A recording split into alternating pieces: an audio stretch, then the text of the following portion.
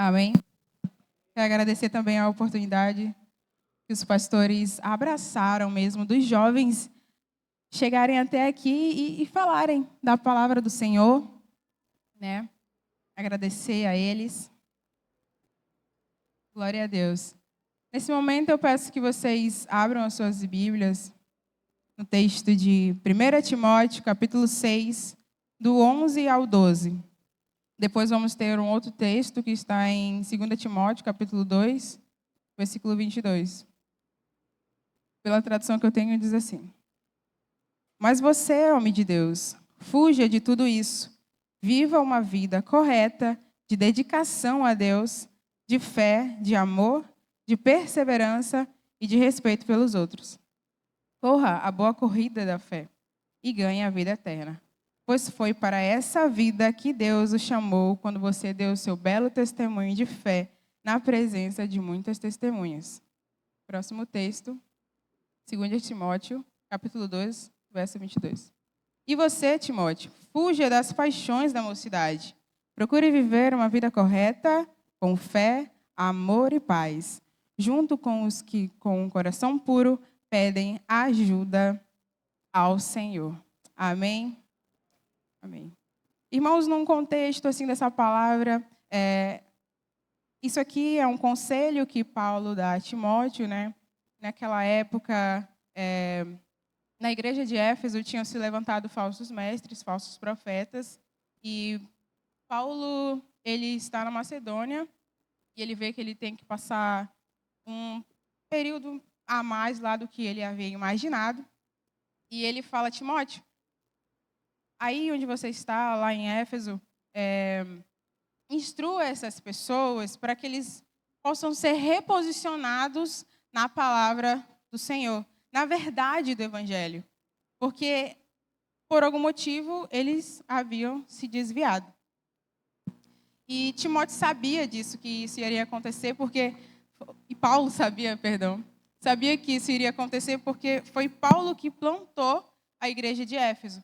E quando ele plantou a igreja, eles sabiam que essas coisas iriam acontecer.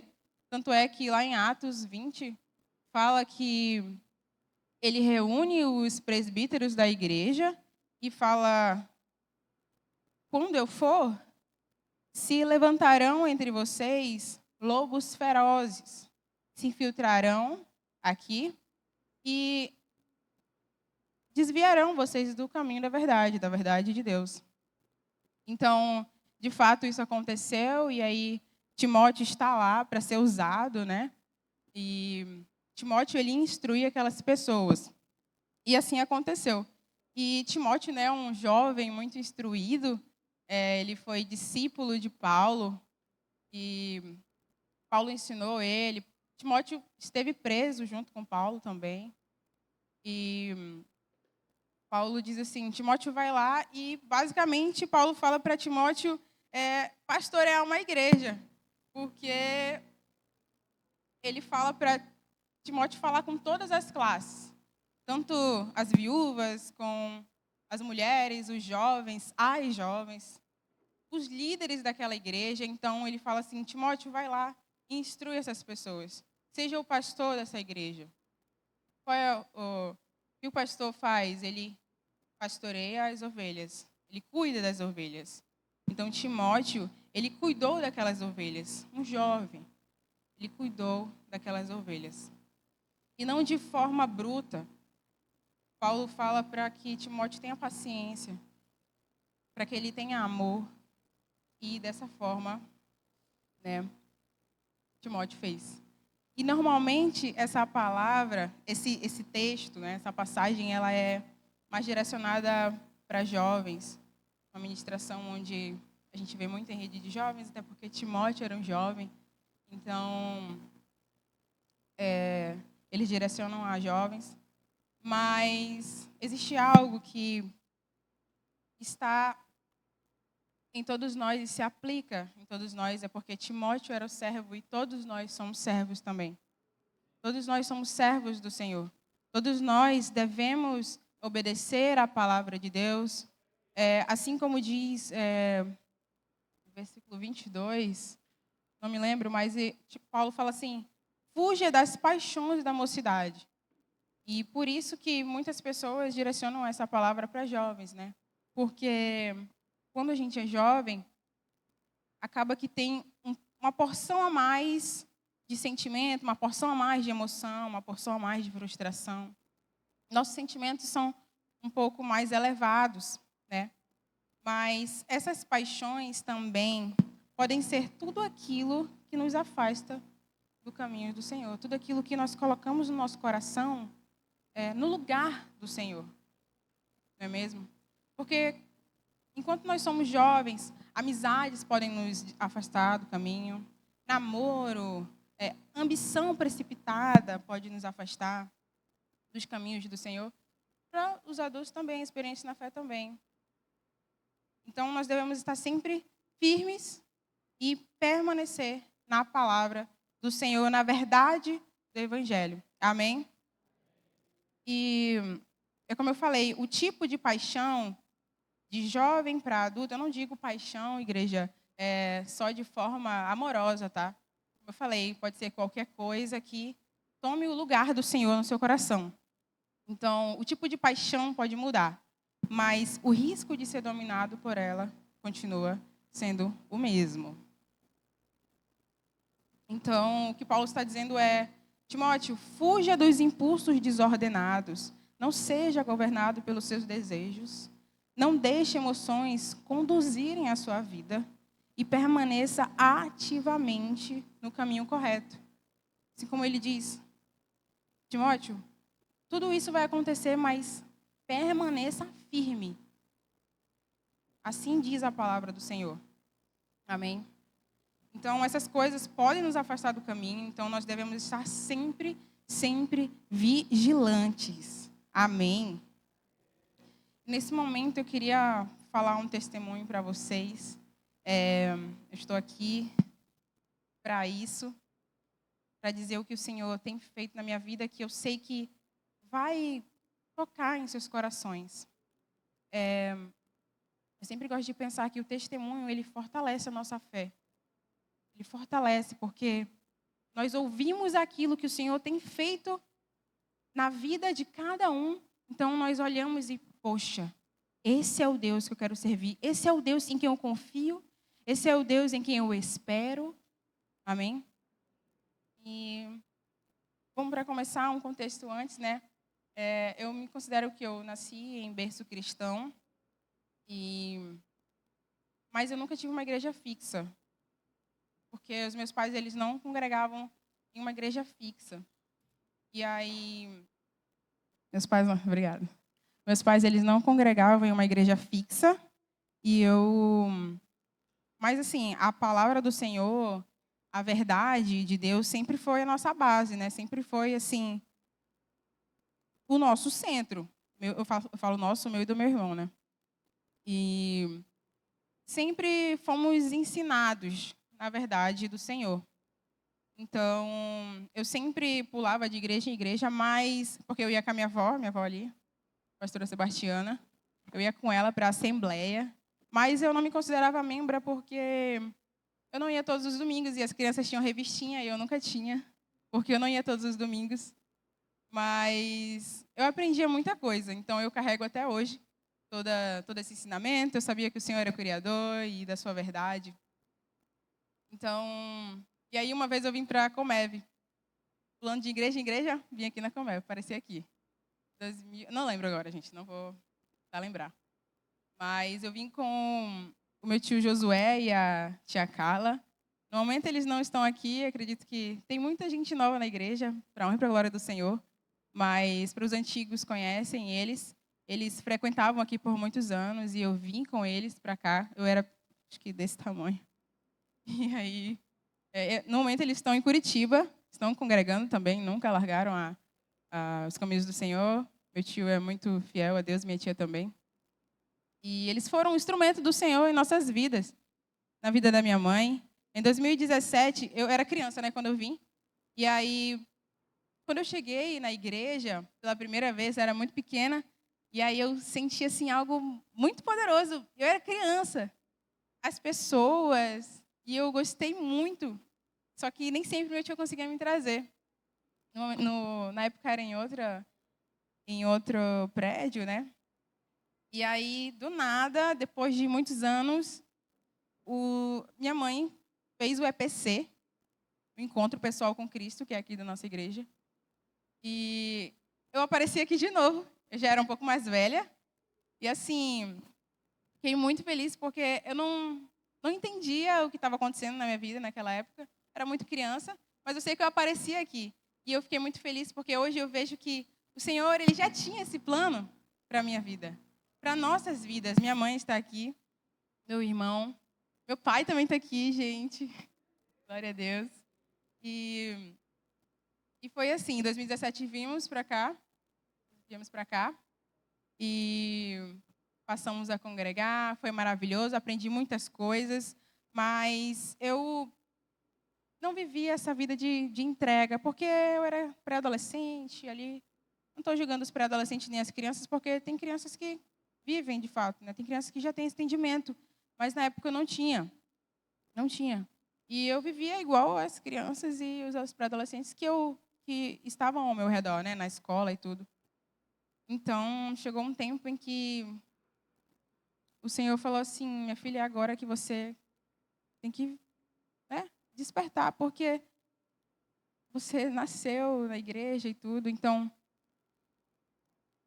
viva essa vida para mim. E no meu ensino médio, aqui onde tudo começa, estava só dando um contexto.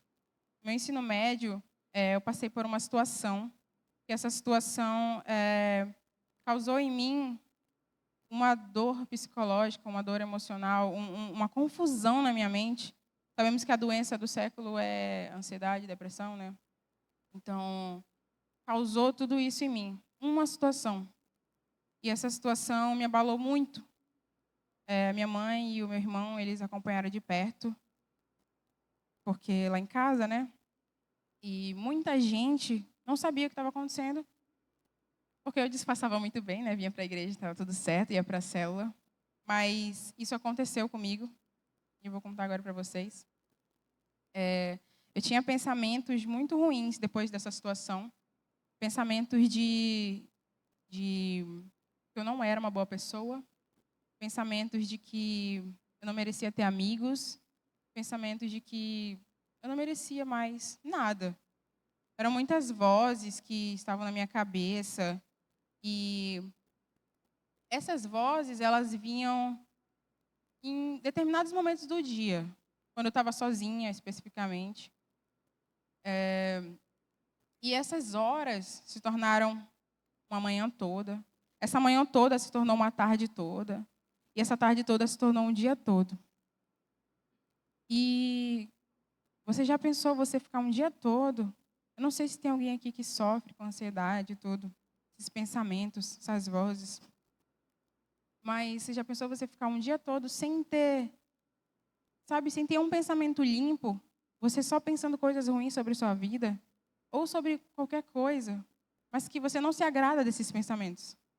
Então, era o dia todo, era o dia todo. E esses dias se tornaram semanas, e essas semanas se tornaram meses. O único lugar onde eu me sentia bem era aqui na igreja, quando eu vinha. E na célula. Na época era a célula Awake. Hoje em dia nós temos o ministério Awake. Glória a Deus. E aí, o único lugar onde eu me sentia bem, onde essas vozes cessavam, era aqui. E eu vinha para cá, eu gostava muito, só que quando acabava o culto, quando o pastor vinha orar, eu já ficava tão triste.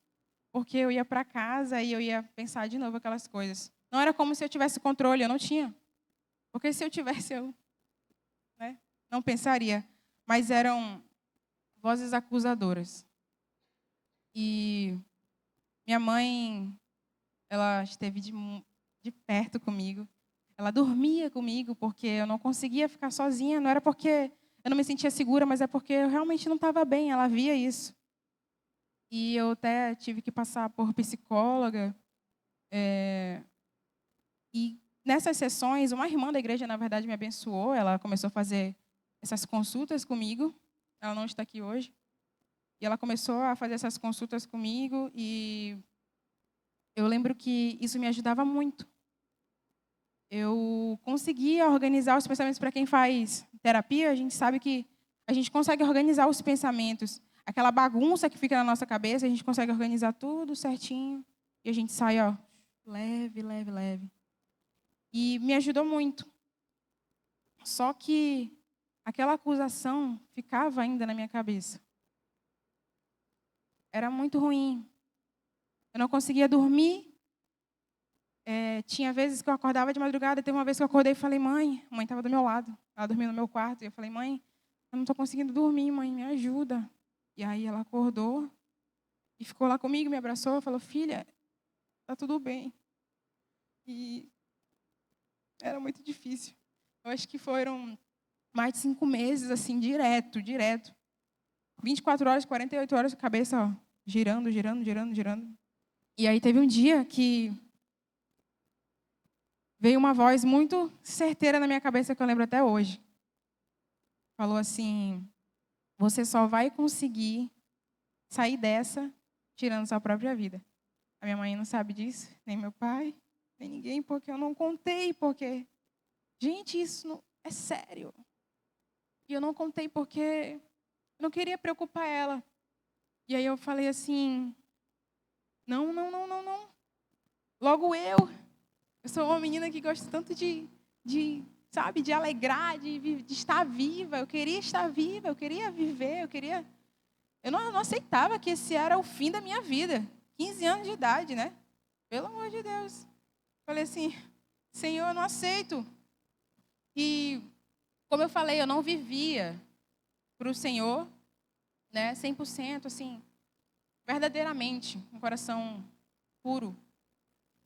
Então, eu falei assim, olha, esse Deus que eu aprendi, esse Deus que eu cresci aprendendo que Ele era o Salvador, que Ele veio para me salvar e que não há nada que Ele não possa fazer. E aí, eu falei assim, Senhor, eu lembro até hoje, fiz uma oração muito sincera. Inclusive, até desafiei o Senhor, eu nem gosto de fazer isso, mas eu estava tão desesperada, eu falei assim, Senhor, é agora que eu preciso ver o Senhor. Eu tive esse pensamento, eu falei para o Senhor, tive esses pensamentos, o Senhor viu, e eu não quero isso para a minha vida. Eu quero viver, eu não aguento mais. Eu não me sinto bem em casa, eu não me sinto bem na igreja, eu não me sinto bem na célula, eu não me sinto bem em lugar nenhum, Pai. Eu preciso que o Senhor me ajude agora. Eu não sei, eu não me via da forma que eu estava antes bem, mas eu acreditei que o Senhor ia fazer alguma coisa pela minha vida. Mesmo eu não vendo o que Ele ia fazer, mas eu acreditei nele. Eu depositei tudo aquilo que eu havia aprendido sobre Ele. Depois de 15 anos, eu já conhecia o Senhor. Mas eu tive que passar por isso. Então, eu lembro que eu comecei a orar muito. Comecei a orar. E eu lembrei bem assim. O pessoal falou que 3 horas da manhã é a hora que... é a batalha espiritual. É a hora que vão batalhar. E eu falei, cara, então é isso. Eu vou fazer isso. E aí eu lembro que eu comecei a acordar 3 horas da manhã. Colocava um louvor lá. Até hoje eu não gosto de escutar esse louvor porque eu me sinto mal. Mas é porque eu lembro como se eu estivesse lá. Nem escuto mais. Vou nem falar também. E aí... Não? E aí eu lembro que eu comecei a orar muito pela minha vida. Vida, Senhor. Me ajuda, por favor. E eu lembro... Estava na escola, né? Eu lembro que lá na escola mesmo eu tinha muitas crises. E eu vi uma pregação que falava assim, a minha identidade em Cristo. Aí eu falei, ó, vou assistir essa pregação aqui. E aí eu peguei e abri e comecei a assistir. E a pastora estava dizendo, você é perdoada, você é amada, você é filha de Deus. E muitas outras coisas que fizeram minha mente abrir. Meus olhos se abriram. Então, aqueles pensamentos, com os dias, eles iam indo embora. Eles iam indo embora porque eram vozes, né? De acusação em minha mente também, eu mesma.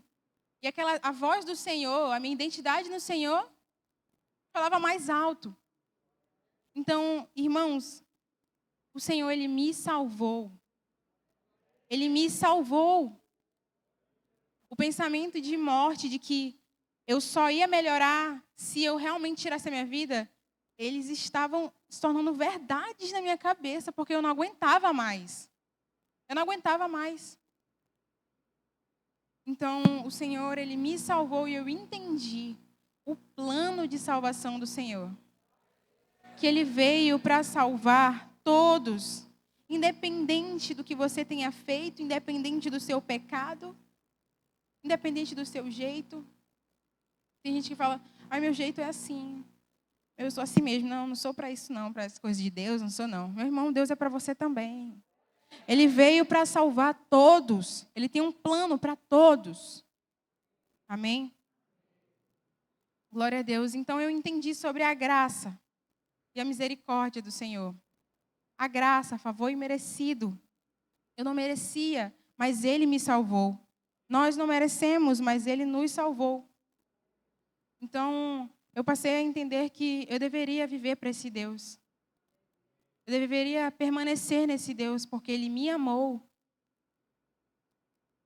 Quando eu pensava que as pessoas não me amavam mais, Ele me amou. Amém? Então, responda à graça de alguma forma. Tito 2, do 11 ao 12 diz: Pois Deus revelou a sua graça para dar salvação a todos. Essa graça nos ensina a abandonarmos a descrença e as paixões mundanas e a vivermos nesse mundo uma vida prudente, correta e dedicada a Deus. Responda à graça, uma vida prudente, uma vida correta, dedicada a Deus. O Senhor, Ele nos ama. O Senhor, não é que Ele precisa de nós, mas nós devemos amar Ele. Não há nada, gente, que o Senhor não possa fazer na sua vida. Não há nada que o Senhor não possa fazer na vida do seu familiar, que você olha para ele e você... esse daí, o Senhor, Ele pode alcançar. O Senhor, Ele pode. Assim como o Senhor me alcançou, assim como o Senhor te alcançou. Eu não sei o que o Senhor fez na sua vida, mas o Senhor fez alguma coisa. O Senhor, Ele te chamou de alguma forma, senão você não estaria aqui hoje. Amém? Só Jesus é o caminho, é a verdade e a vida. E para nós permanecermos nele, nós precisamos abandonar muitas coisas. Precisamos abandonar e viver a palavra que diz, eu já não vivo mais eu, mas Cristo vive em mim. Nós precisamos abandonar o nosso eu. Precisamos. Lutar contra a nossa natureza humana é, com certeza, de longe, assim, uma das coisas mais difíceis para todo cristão, porque nós somos pecadores. É o que está em nós. Então, mas nós precisamos olhar para Jesus e ver que todas essas coisas, todos esses desejos, todas as coisas que nós colocamos na frente do Senhor, ou levantamos um altar que não seja para o Senhor, todas essas coisas não valem a pena. Não vale a pena. Amém?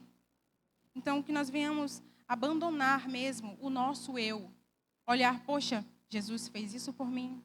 Jesus fez isso pelo meu irmão. Eu não sou nada. Eu não sou nada. E eu preciso permanecer nesses caminhos. São caminhos de vida. Ele nos deu vida. O nosso destino era a morte. O nosso destino era sofrer. Mas Ele nos deu vida. Amém? Então, que nós venhamos abandonar o nosso eu. Em Gálatas 2:20 diz: Assim já não sou eu quem vivo, mas Cristo quem vive em mim. E esta vida que vivo agora, eu vivo pela fé no Filho de Deus, que me amou e se deu a si mesmo por mim. E em 2 Timóteo, capítulo 2:19 diz: Mas o firme alicerce que Deus colocou não pode ser abalado. E sobre esse alicerce estão escritas estas palavras: O Senhor conhece as pessoas que são dele. E também toda pessoa que diz que pertence ao Senhor precisa abandonar o pecado. Nós precisamos abandonar o pecado.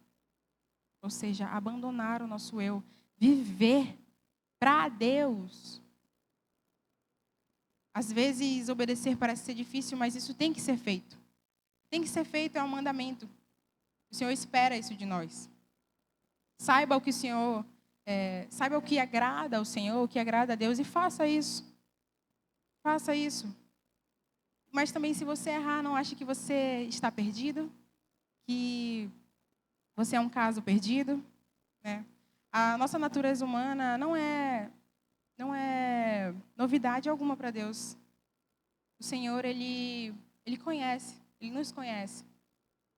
O Senhor não vai olhar para o Joabe e dizer, poxa, o Joabe pecou, e agora, meu Deus, não existe isso. O Senhor disse para ele, olha, os seus pecados estão perdoados. Negue-se, siga-me, continue, permaneça, só não saia dos meus caminhos. Amém? Em Tito capítulo 3, do versículo 5, diz, ele nos salvou porque ele teve compaixão de nós, e não porque nós tivéssemos feito alguma coisa. Ele nos salvou por meio do Espírito Santo, que nos lavou, fazendo com que nascêssemos de novo e dando-nos uma vida nova. Deus não nos salvou somente para que nós fôssemos para o céu, mas Ele nos salvou do pecado.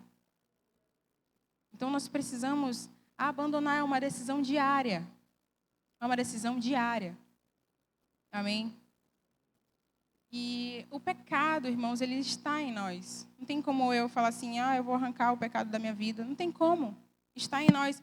Mas nós precisamos decidir todos os dias fugir do pecado.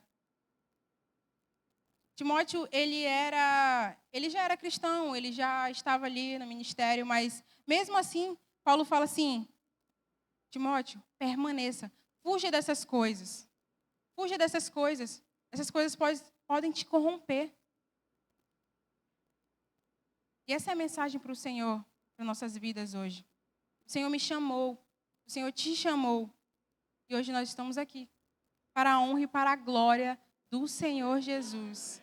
Louvado seja o nome do Senhor Jesus. Nós devemos fugir sempre. Martinho Lutero, eu trouxe até uma foto que diz, acho que a mídia vai colocar aqui. O pecado original em nós é semelhante à nossa barba. A barba dos homens, né? A nossa barba. Nós a tiramos hoje e o rosto parece limpo. Amanhã, nossa barba já cresceu de novo e não cessa de crescer, enquanto estamos na terra. De modo semelhante, o pecado original não pode ser extirpado de nós. Ele surge em nós enquanto vivemos. Ou seja, não tem como eu tirar de mim. Mas eu preciso, todos os dias, em todo o tempo, estar vigilante. Preciso analisar o que eu estou fazendo, o que está me desviando, o que está tomando o lugar do Senhor na minha vida. Porque eu não estou vivendo, de fato, com todo o meu ser, com o dom que Deus me deu. Porque eu não estou vivendo isso para o Senhor. Então, Paulo diz, fuja. Fuja dessas coisas. E hoje eu digo para vocês, igreja, não há nada melhor, não há lugar melhor para estar, a não ser na presença do Senhor. Na casa dele, fazendo a obra, sendo um servo para o Senhor. Trabalhar na obra do Senhor é muito prazeroso, né? Nós, jovens ali, nós temos feito algumas coisas e isso tem nos unido, isso tem nos fortalecido a nossa fé. Um vai ajudando o outro, quando um está caindo, o outro levanta. E essa é a família de Cristo. Esse é o plano que o Senhor tem para nós e para todas as pessoas. Que nós possamos lembrar do que o Senhor fez em nossas vidas. Lembrar da morte de Jesus na cruz. Ele se entregou por nós, da graça, favor imerecido. Esse é o plano do Senhor, não só para a igreja, para toda criatura. Para toda criatura, vá, pregue. Diga o que o Senhor fez na sua vida. Às vezes as pessoas, elas precisam escutar o que o Senhor fez na sua vida. Você não sabe se a pessoa está passando pela mesma situação, ou ela pode não estar passando pela situação, mas a mensagem final de tudo aquilo vai tocar no coração daquela pessoa. Quando eu passei por toda essa situação,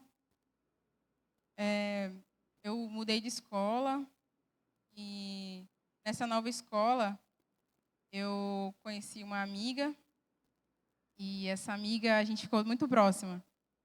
E aí, em algum momento do ano, a gente conversava sobre tudo e nós começamos a entrar nesse assunto sobre Deus e ela não frequentava nenhuma igreja, não frequentava e ela começou a se abrir comigo, eu comecei a se abrir com ela e eu nunca tinha contado sobre isso assim para ninguém de fora, sobre o que eu passei, né?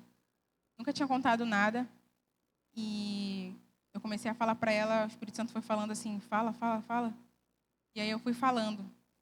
E hoje ela está aqui, é a Zaira.